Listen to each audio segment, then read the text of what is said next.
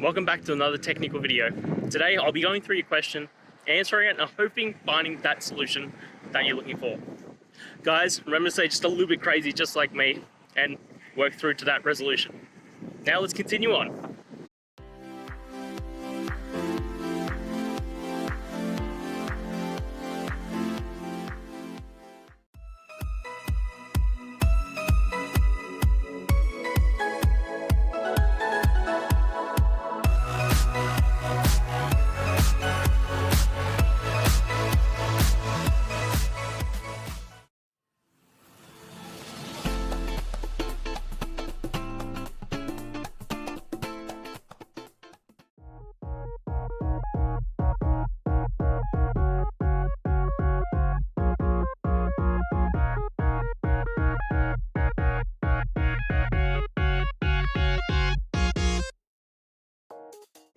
And that's it, guys. I hope that's found the answer that you were looking for and you got through to that solution.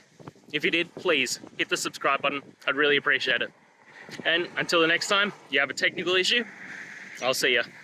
Have a good one.